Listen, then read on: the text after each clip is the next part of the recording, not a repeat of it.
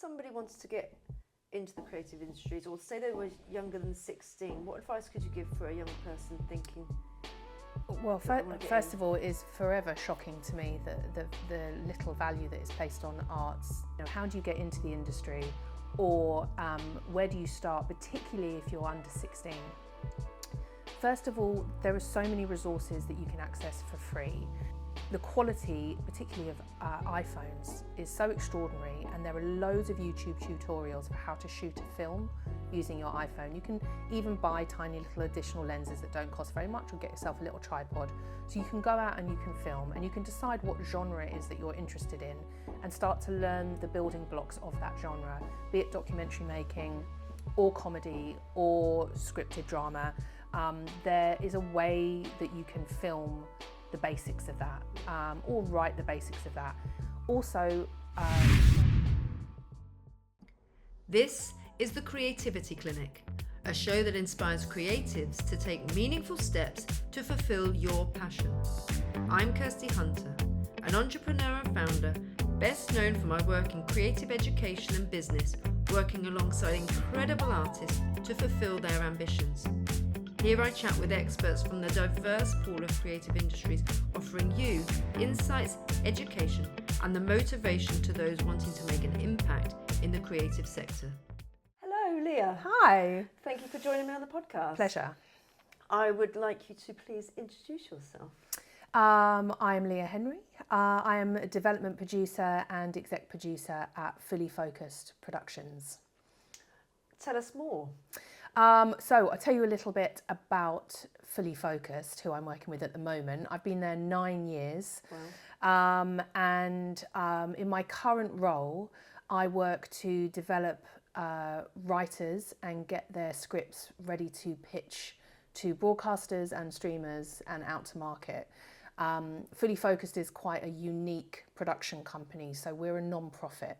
Okay. And we use all of our income from our broadcast and our commercial production work to fund training programs and initiatives and provide opportunities for young creatives who wouldn't normally get into the industry, or they have obstacles to get into the industry. They're talented, they're incredible, but they don't come with a ready-made family network or professional network, or they may have financial obstacles or family caring obstacles that would stop them from getting into the industry. So that's our focus. Right, okay.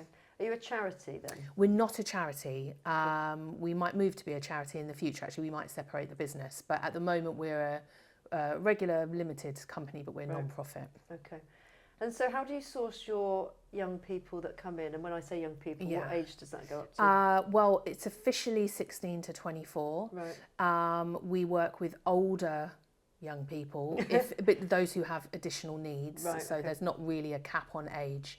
If someone has a seen or unseen disability or additional support need. Right. We, in theory, we do outreach work.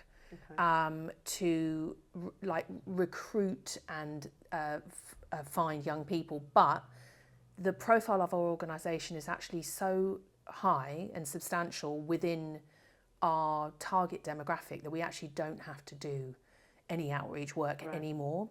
So we have a big online profile. We run a YouTube channel called Million Youth Media, MYM, which currently has, I think, 89 million views for our content. And it's a platform for young filmmakers to showcase their work and to network with each other. And because of the profile of that platform, young people come to us and say, I've always thought about wanting to be a filmmaker. I have no idea what I'm doing, or I don't know anyone. Right. Can you help me? And we'd start a dialogue with them.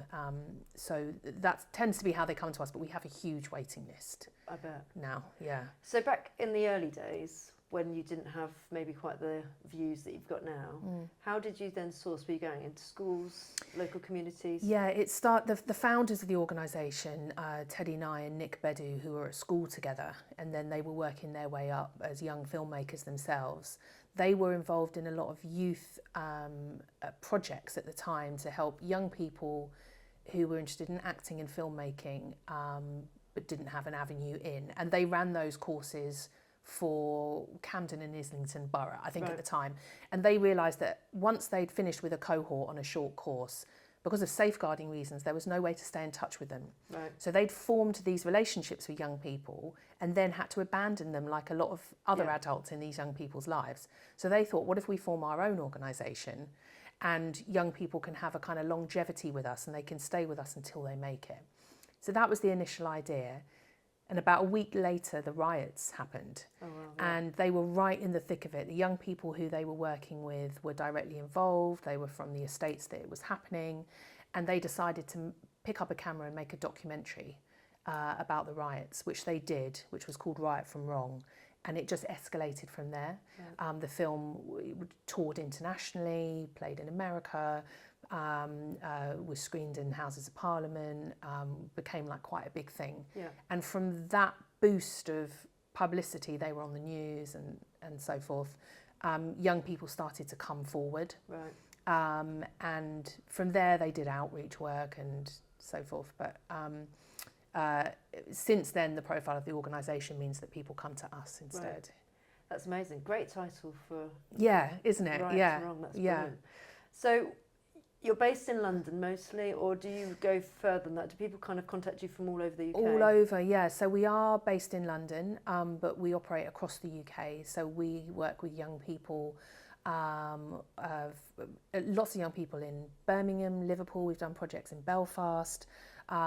We even had a young guy who used a wheelchair, whose dad used to drive him up to sessions from Somerset to be with us.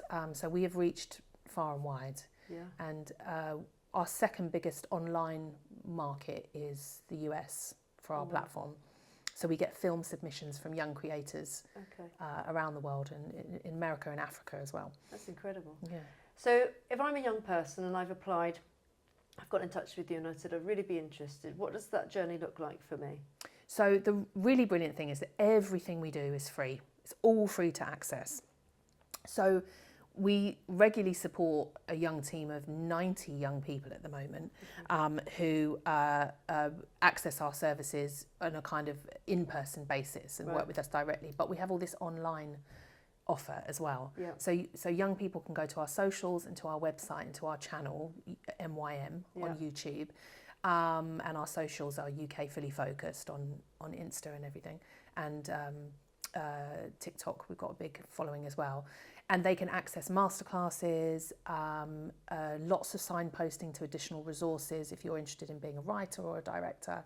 And the more you take part in those events and the more we see your name coming up as always attending a masterclass, always coming to our networking events, always chatting to someone, you start to become slightly on the periphery of what we do and then on our radar so that we know that you're really interested in taking up a place when one becomes available. Right. So if they are in person, the likelihood is that they have to be closer to you, or because how often are they then coming in and having those in-person interactions? So the in-person sessions are twice a month at the moment, but there's lots of opportunities to work with us even if you are not London-based. Okay. So it's on a kind of needs basis. If we think somebody could really benefit from working with us, that they're making really interesting content on their phone at home and they show a real spark and a real talent, then we will facilitate working with them wherever they are geographically. Okay. And when you say facilitate, do you mean that you support them financially as well if they needed to get you to and they didn't have the means of being able to do that? We pay a lot of travel. Travel is the biggest obstacle to participation for young people, gaining access into the industry, not having a driving licence, not being able to afford public transport anywhere in the country is the biggest obstacle. And then additional financial pressures of maybe having to support a low-income family that you're a part of. So we will pay for people's travel, we will pay for entry into events, we will pay sustenance costs, and then for some of our direct members will even go as far as, paying for passport applications and other things that they need to be able to work. Yeah. So where do you get your funding from in order to, you've obviously got a number of staff that work in your organisation. Yeah. How many do you have? At the moment, I think there is 12 of us. Okay. It kind of fluctuates because some people are kind of project-based. Yeah. There's a core team of us, a senior team that have been there for a long time. We get about 60% of our income from trusts and foundations Right. through our youth work. Yeah. And then about 40% of our income through our commercial work. So when we make a TV show, we've got something on Netflix at the moment. We're in development with BBC. Right. I'm working on a development deal potentially with ITV at the moment. So we've got lots of things on the boil. Yeah. The production fees that any independent production company would earn from that strand of work, Yeah. instead of profiting from that, ours Yeah. goes straight back into supporting young creatives. So it's really cyclical. Yeah. And then you get big organisations, Netflix and Apple, etc., who support our work under their corporate responsibility strand and their diversity, equity and inclusion strands of work. They all have pots of money. And so we've just secured a deal, for instance, with Sony, who are going to support our training programme for the next year as part of their Creative Diversity Fund. Yeah. So it's things like that also that support different strands. But I guess also that's, whilst it's brilliant, it's something that is volatile. So it's volatile. So every year you're having to go, well, that money's going to run out from Sony. We either need to go back to Sony and pitch again, or we're now starting to look for other partners that might be willing to say, this is a great cause, we want to get behind it, and constantly, ton of cash. Constantly. And I think what we do is we are really vocal about, we use our platform to be really vocal. I don't just mean our platform as in our YouTube channel, but we have a real profile now. We attend a lot of big industry events. We are on a lot of panels where people want us to come and talk about diversity and equality and what that really looks like. And what we're really specific to people about is our ask. And that is, it takes money. This work is expensive. If you want to recruit a more inclusive workforce on your next Disney production or your next Sony production, that's great. Yes, we can provide you with recommendations for fabulous people, but we've been training those fabulous people for the last 4 or 5 years. Each one of those people costs us X amount of money a year. So what would be great is if people at the top end of the industry support that grassroots work. But we're really vocal about that. And I suppose continuing to support the pipeline, because you've got that product at that point who's then going into the industry, great, they've got somebody ready. But in 5 years' time, when you want to come back to us, we want to still be able to continue to deliver. Exactly. And also the people that we put into the industry along that pipeline, we want them to have sustainable careers. Entry-level programs are, like career programs are 10 a penny at the moment in the industry. It's not that hard to get a job as a runner or a location marshal on a production set, particularly if you're from a more underrepresented group, both in terms of ethnicity, physical ability, but also socioeconomic standing as well. Those are kind of, you can get those placements. But if you are not ready to work, if you find it overwhelming, if you come from a different social culture at home where working in that high pressurized environment, you don't have the resilience for it, you're not going to stay in your job. And what we want to see is we want to see diversity and equality and inclusion at management level, at decision making level.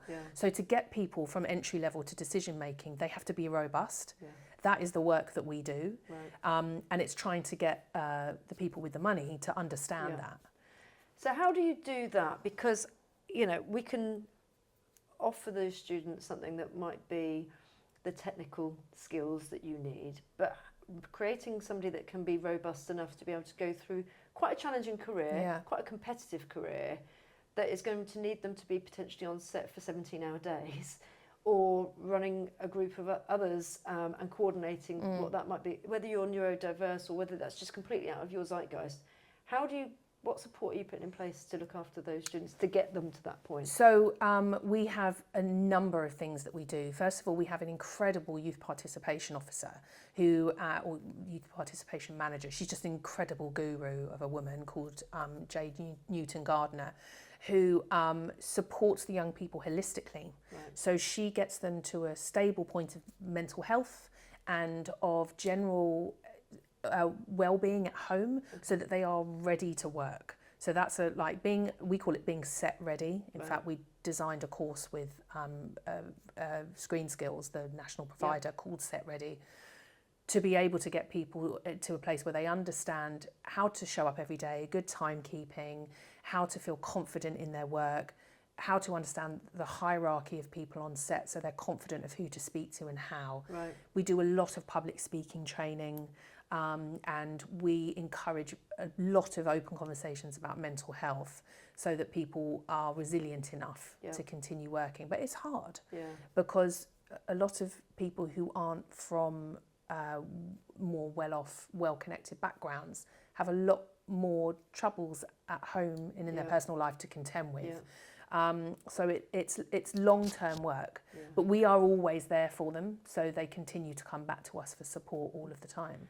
Yeah, and I guess it's that social capital as well. So if you are from a background that maybe hasn't been surrounded by lots of people in the room that don't look like you, don't sound like you, having the confidence to know what to say it, how to approach people it's quite a long journey to be able to get there, isn't it? Yeah, social currency and also a kind of social dialect as well, we find is often missing and is a big barrier to career progression in the industry. Knowing that it's okay to question / politely challenge your superiors. Maybe you come from a background where you don't talk to your elders like that. That can be a real barrier. So kind of really acknowledging cultural differences like that has been really important for us. But we also lead by example. So on our own productions, we are an independent production company. We make TV shows. On our productions, we do things differently. We have a completely different environment on set, completely much more nurturing, much more focus on well-being and open conversation and an understanding of different neurodivergencies on set and how that can benefit your production, but how that can impact people if you don't slightly change working practices to adapt to them. Do you think the industry is changing and steering more towards that sort of model, or do you think it's still quite cutthroat? In theory, there's a lot of talk. Right. There's a lot of really good initiatives and there's a lot of really good people doing very important work at the moment. But the reality is when you are on a set and you're doing 17, 18-hour days, people are, like the cost of every other business, like the cost of living crisis, making TV shows, the cost of it has gone up 25-30%, so the money's not there. So when people are time poor and cash poor on set and under a lot of pressure, they're not maybe very nice. Right. So you have to be incredibly thick-skinned potentially to work in the industry. And people are trying to change the culture and have open and honest conversations about the effect on people's mental health that this industry has in terms of the hours that you do and the pressure of being self-employed in a very volatile industry. So things are moving in the right direction, but we still hear horror stories that, for me, sound like something you would expect from a set in the 1960s in terms of how people of different ethnicity or gender are spoken to. I mean, it's shocking. Even on sets quite recently, I've heard some horror stories. And is there accountability for that? Or? There is technically. There's the TV and film charity have a helpline that people are meant to be able to call while on set to report and whistle blow. Right. But of course, people fear never working again if they whistle blow. So and you talk about that sort of the industry and where it's the volatility of it, particularly fairly recently. I mean, even now, you've got a number of TV execs that are out of work, that can't get programmes commissioned. Yeah. Do you have that same challenge, or do you think because of the fact that you're offering something quite different that you're able to sort of get through the red tape? I think we've faced the same challenges that everyone else has. We sort of excelled during the lockdown periods when a lot of other production companies faltered, because we were able to move our offer online so easily. You know, we run an online channel. We work with young people who are tech savvy, so to be able to move all of our training online was fine. We even did film some remote productions where we sent kit to people's houses and trained them how to use it online and film stuff remotely. And so we kind of excelled a bit during lockdown and came out of that 2-year period in quite a good position. And then also at a time where all of the big studios, streamers and broadcasters were really starting to invest money into inclusion initiatives. Right. And we were poised to go, well, we've done all the work, so we can run that for you. So we were in a good position to that extent. But the industry, TV and film industry, is in an exceptional state of flux at the moment. Not just from the downturn during lockdown, but because of the downturn in advertising revenue. That means that the money to make programmes isn't there anymore. And the sort of proliferation of streamers means that the model has changed. There used to be 4 or 5 channels and Sky TV, and that was it. Yeah. And now we've got a million channels, all trying to make £10 million an episode shows, and no one's got the money. So it's hard. Yeah. And it's harder for smaller production companies, and it's harder for people entering the industry when so many exceptionally well experienced people are out of work, so they're first in the queue for any job. So it's a tough time to enter film and TV, but it's not without hope. No, and I think the competition, therefore, like you say, you're getting these young people ready to be able to write a script or produce a script or whatever they might be doing in terms of the industry. When you're then getting something that you want to put and try and get commissioned, how does that stand? How do you get those young people ready for all of the knockbacks that potentially might come? Yeah, it's such a hard job. I mean, that kind of resilience to, first of all, somebody ripping your work apart. Like as a development producer, my job is to go in and deconstruct something and point out what's not working so that we can get it to a place where it is working. Obviously, you do that constructively and by, pointing out what is the positive things as well, but that can be really hard for a creative who is very precious about their work or has never had anyone feed in before, and it might be because they haven't gone to further education where their work has been critiqued. Right. So if they didn't do well at school because mainstream education wasn't for them, they didn't go on to college or uni for financial or whatever reasons, then having somebody critique their work is tough because they're not used to it. And if you are a writer, director, filmmaker, a lot of young people gravitate towards those roles now because they're so easily accessible at home. Or you just need an iPhone and some kind of free version of Final Draft, with which there are many, to write your script. And you're like, great, away I go. But actually, they're all crafts that you have to learn. You wouldn't expect to be a plumber or a carpenter without having learned your trade. And it's exactly the same in the creative industries. And a lot of young people, it's an admirable generational quality, but they're like, they just assume that they can run before they can walk. Yeah. There's quite a lot of groundwork that goes in beforehand. And so a lot of our work with young scriptwriters and young directors is to really bring them back down to basics and say, this is a craft. Yeah. It's going to take a while for you to learn it, but there's loads of resources if you're willing to put the work in. Yeah. And I suppose for different people that will be a different journey length. They could be there for a year and they just nail it and you think, wow, they've managed to really get this and they can put something out. Or what's a typical length of programme, would you say? Do you know what?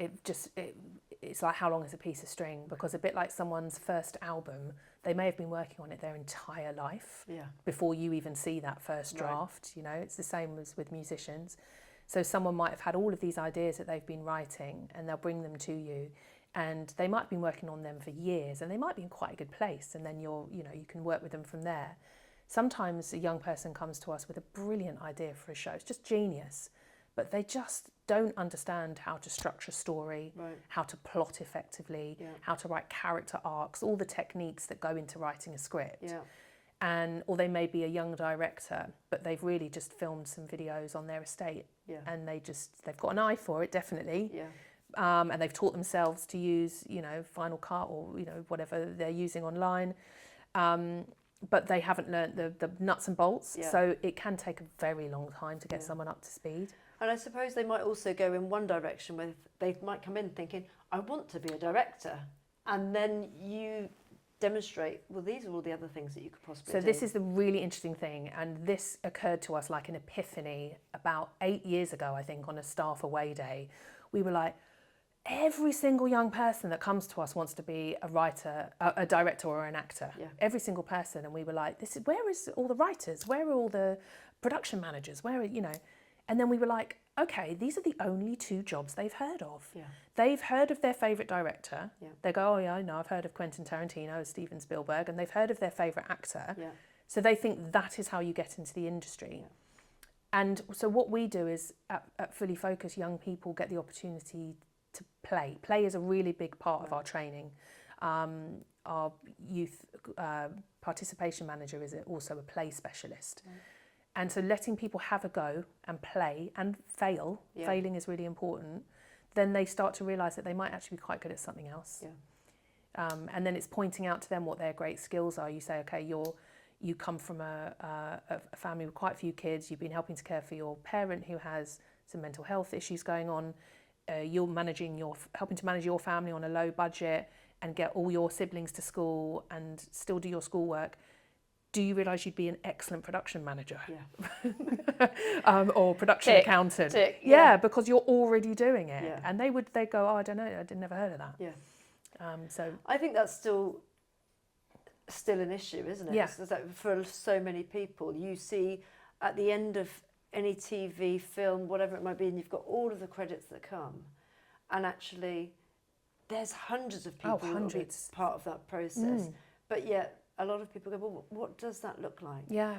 So with that in mind, your role, what would that look like? So what was the journey to go from, because otherwise you've got runner, or then you've got your director or your actor. What's the in-between stage, and what are all those different things? What is it about your job that is different, so that people can think, well, that's my day-to-day, that's what I understand that I could do?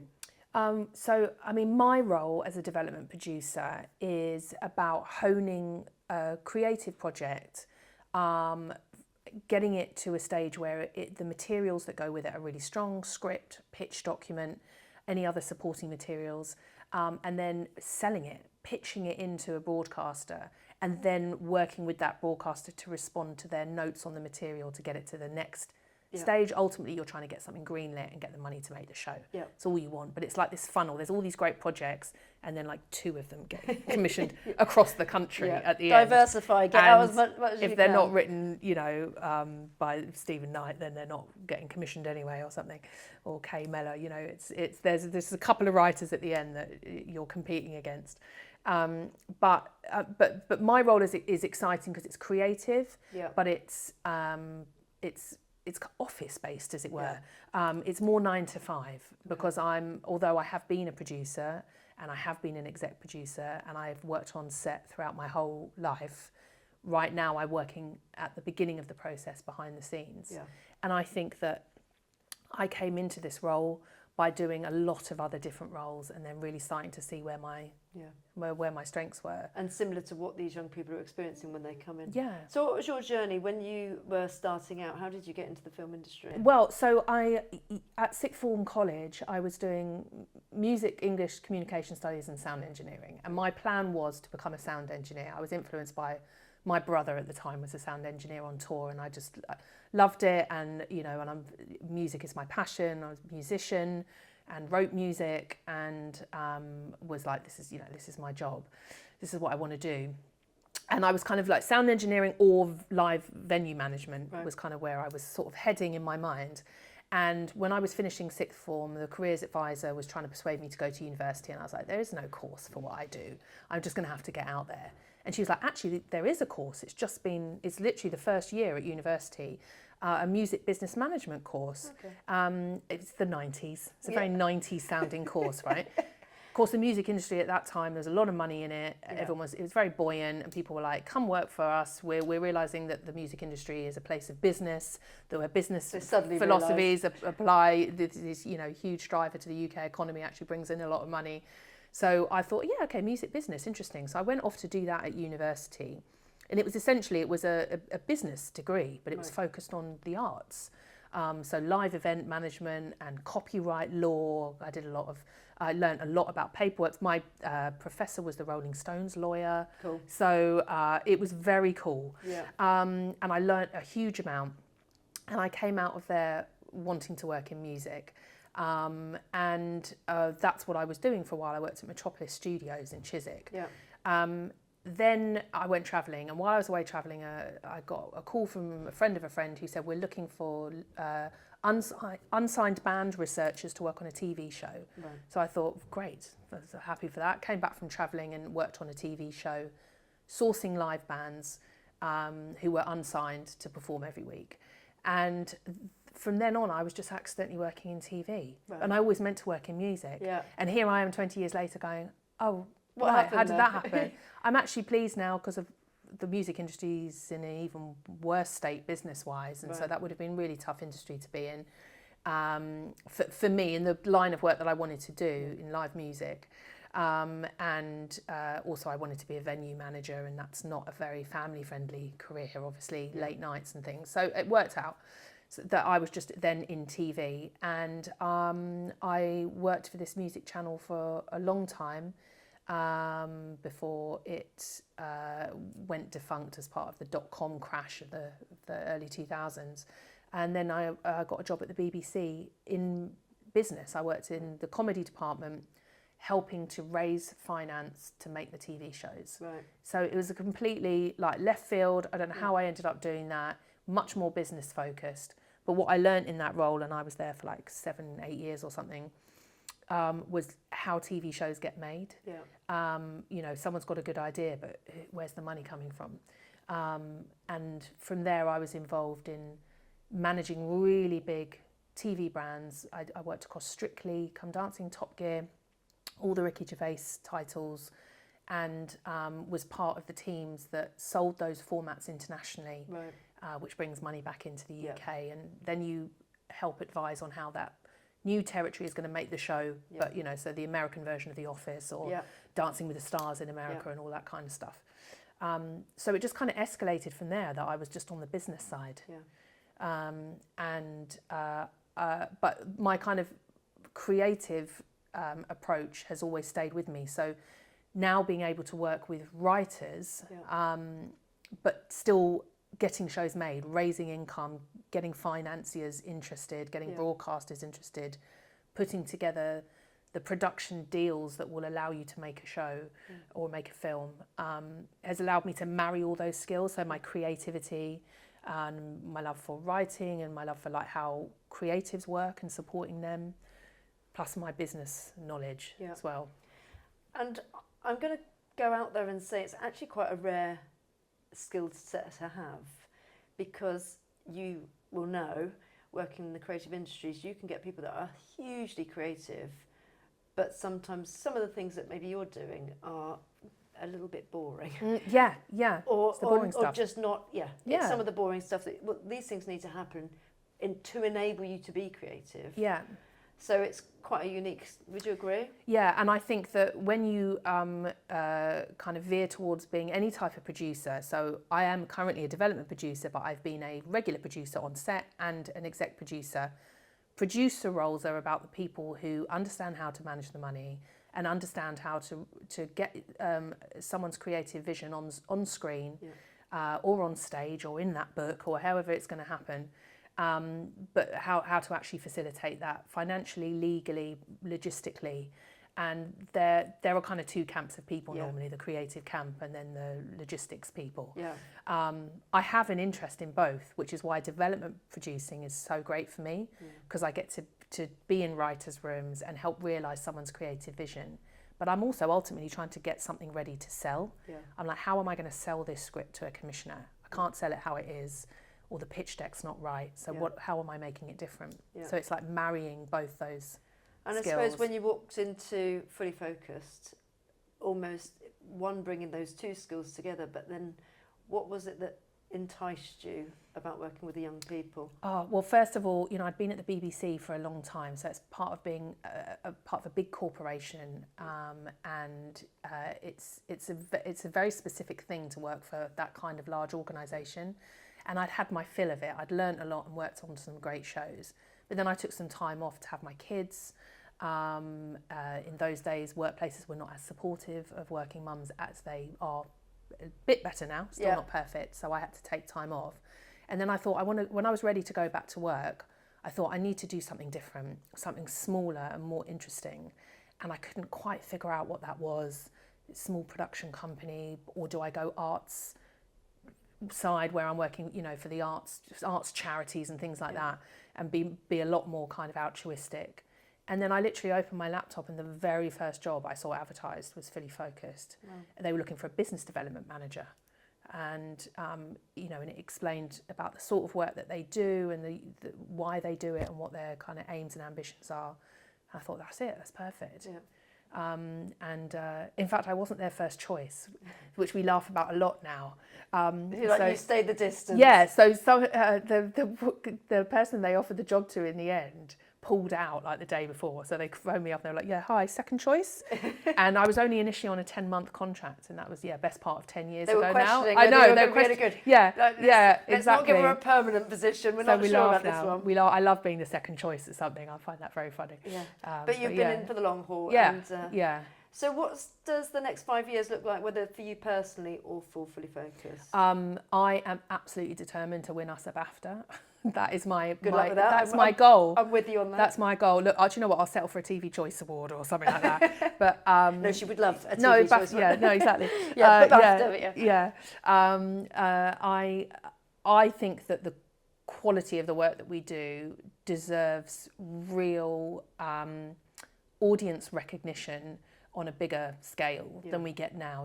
We have huge youth audience numbers, huge. Our show Prue, which was set in a pupil referral unit, we made for BBC. It's now on Netflix. It didn't do huge numbers on broadcast. Online, 100 million young people watched clips of the show. 100 million. Yeah. But if we had TV viewing figures like that, that would be extraordinary. So it's interesting, that's where the audience lies. And how does it work with something like BAFTA? So when they are looking to, these are the nominees, is it going to be based on what is being played and how many times it's viewed within the TV setting, or will they start to look at those? They look. Figures? They look for critically acclaimed pieces, and in fact, actually, it's BAFTA don't go and look for it. Your broadcaster submits you. So it's a bit like the Oscars. It's a big marketing exercise, essentially, at the end of the day. And so you need the support of whoever broadcasts your show to nominate your show as one of the ones that they're putting forward. So it's about having real buy-in from some of the commissioners that we work with. Yeah. And so, that's my aim. And it's not about winning something for some kind of validation. I want us to have made a show that has real cultural and significant impact. Yeah. And we've got a few things in development which are, have every right to be one of those shows. Yeah.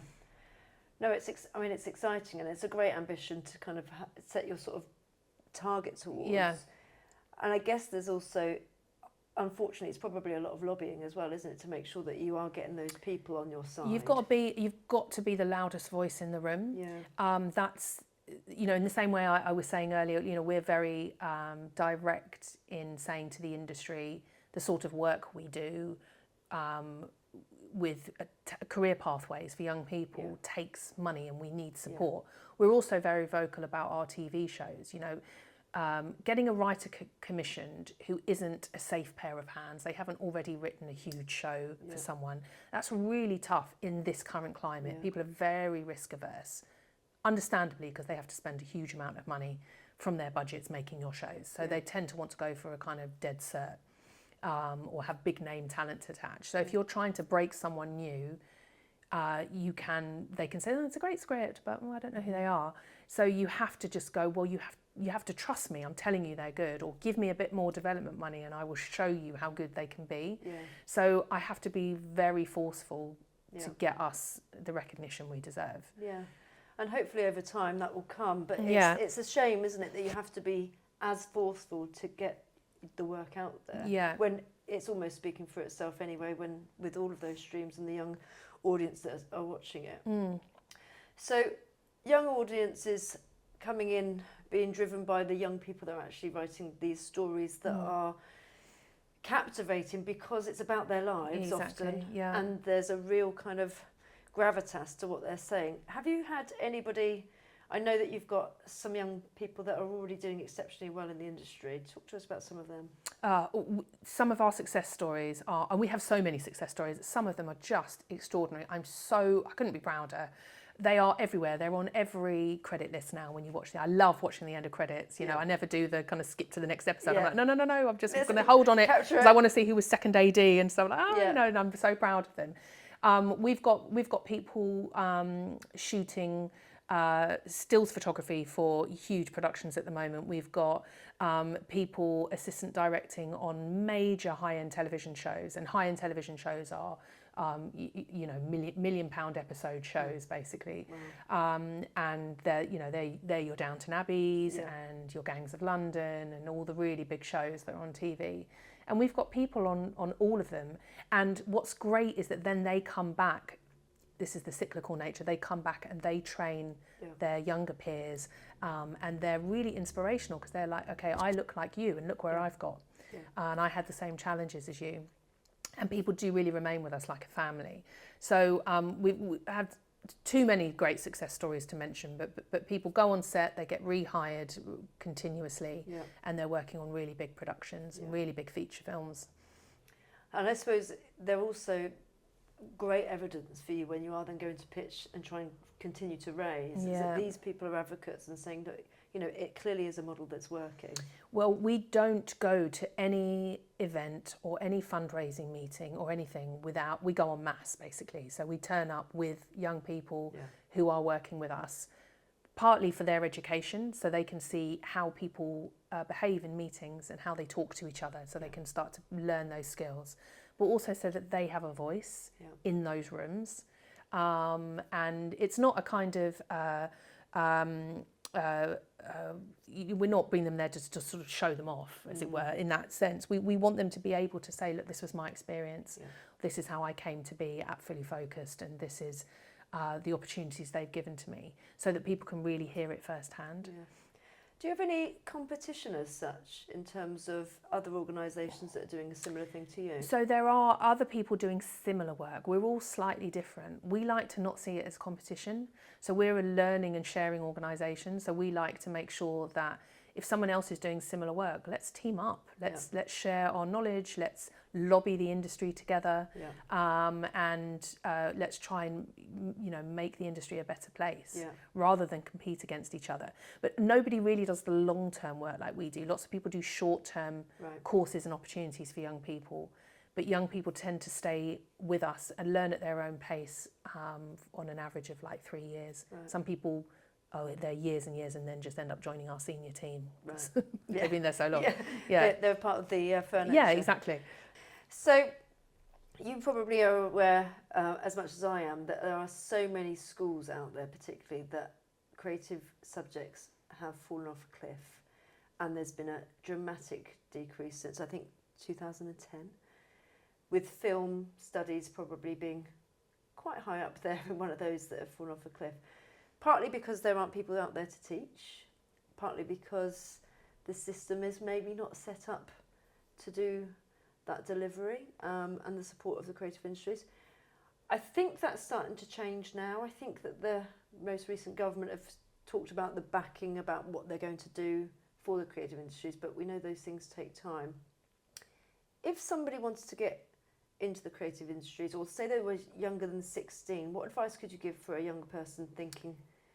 Well, first of all, it is forever shocking to me the little value that is placed on arts within education and within the structures of society, because it's the third biggest economic driver for the UK, or economic export, as it were. I mean, we're talking, millions upon millions of pounds. We have some of the highest trained technical craft staff in the UK for TV and film. If you want your special effects done, if you want your studio space, you come to the UK. It's the reason all the big studios and streamers are building studios at the UK, but there's a skills gap. And that's what's really interesting at the moment. So that question about, how do you get into the industry, or where do you start, particularly if you're under 16? First of all, there are so many resources that you can access for free. And if you're not going to be supported in school to do them, depending on what what offer your school has, you can access them outside of that. So the quality, particularly of iPhones, is so extraordinary, and there are loads of YouTube tutorials for how to shoot a film using your iPhone. You can even buy tiny little additional lenses that don't cost very much, or get yourself a little tripod. So you can go out and you can film, and you can decide what genre it is that you're interested in and start to learn the building blocks of that genre, be it documentary making or comedy or scripted drama. There is a way that you can film the basics of that, or write the basics of that. So you can watch, YouTube is an amazing mine of resource for those. Also, in terms of accessing things for free, not to forget your local library. I know that sounds really old-fashioned, but there are some absolutely brilliant books on screenwriting, and screenwriting is a craft. Save the Cat is one of the most prolific books. and it will give you the building blocks of screenwriting. And you can get it off Amazon, or you can go to a library and get it. You can also read very famous TV and film scripts online for free. Right. There are various script websites, so if you just Google it, you can, because they're kind of open source as well, because they're kind of on there sometimes legitimately and sometimes not legitimately. Right, yeah. But and as well as you can buy published books of scripts. But when you start to read your favourite TV show as a script, like you read the opening episode of Breaking Bad or The Bear or Succession, you see the genius in the craft of that work. Yeah. So really reading, really watching, really absorbing all those free tutorials that are online is a really good place to start as a young person. Yeah. There are free initiatives around the country, free film courses run by the BFI and the various different UK film hubs. So there's Screen Yorkshire, there's Film London. All of these people run courses aimed at younger kids as well. So if you want to get in at an earlier point, look up online what's available to you. And if you happen to be in London, there is a London Screen Academy, which is a free sixth form for people interested in film. I think that the most important thing to remember, though, is going to college or university is not necessarily the only route in, but building up your body of work and your own show reel is the strongest place to start. Right. In terms of perfecting your technique. Yeah, that's really good advice, actually. And yes, there's London Screen Academy, as you say. I can't not mention the Brit School as of course, exactly. Brit School as well. Again, another free resource that is available to you. And there are schools and organisations that they're supporting the arts and film particularly, but they are few and far between, and hopefully that will change over the coming years. But it's again trying to find those members of staff that can deliver it. So get yourself out there, get to your library, go and explore those. Read Save the Cat. This is a really good by Rob Schneider, I think it is. Save the Cat. Yeah. I'm going to save the cat. There you go. Gosh. That is an incredible book on structure. She doesn't want to be saved. She doesn't want to be saved. This is an amazing analogy for what I'm just talking about. Yeah. But understanding the craft of plotting a story, both as a director and a writer, or want to be filmmaker, those are really important skills to learn early on. And it's so good that they are out there for free. And then once, of course, they get to 16 or before 16, they can start to have a look at Fully Focused Productions or MYM and get in touch with you. Yeah, very much so. Yeah, on our website is all the details about how you apply to be a member of our young team, but all of our socials at UK Fully Focused have details of our free online masterclasses and in-person screening and events, which is an opportunity to meet other young creatives. Yeah. You have to be 16 or 18 plus, depending on what event it is. Yeah. Meet young creatives and form your own networks, because young people meet at our events, and you'll get a young writer will meet a young wannabe DOP or young director, and they'll go, I'm trying to make a film. Do we want to make a film together? Yeah. And it really, really does lead to big things. Yeah. We always say small conversations lead to big moments at Fully Focused, and it really works. And so what if I was somebody who was out there and they were over the age of being involved, but maybe they could do something that could give back? They might be really useful for your young people. How can they get in touch with you? So we can't do what we do without the support of industry and industry mentors for our young people, advocates and allies for our work as well. So people coming to us to offer masterclasses and share their expertise is crucial. We already have an incredible amount of people that do that, and it's what makes our offer so exciting. So we always welcome people getting in touch to offer their skills and services, but also to bear us in mind when they are working on a production and they want to think about how they're changing the industry for the better. Yeah. Get us involved in a conversation, and we can talk about bringing young people on board as part of a shadow or training program. Yeah. But also what we do is come on board to train the heads of department on the production before they take on trainees, so that we create a really good working environment for everyone that's meaningful. Amazing. So if you are, whether in the TV industry, film industry, or in a corporate setting, and they want some young people to come and actually work with them, then come and get in touch, and we can put all of the information in the show notes at the end. Absolutely. If you're working on anything that has a youth message or a youth target audience, and you're wondering how to get your message out there, that's something that we facilitate as well. Fantastic. Before I let you go, I always ask all of my guests if they could make a recommendation, whether it's something to watch, go and see, somebody to follow. What would be your recommendation? Well, two things, and they're slightly selfish.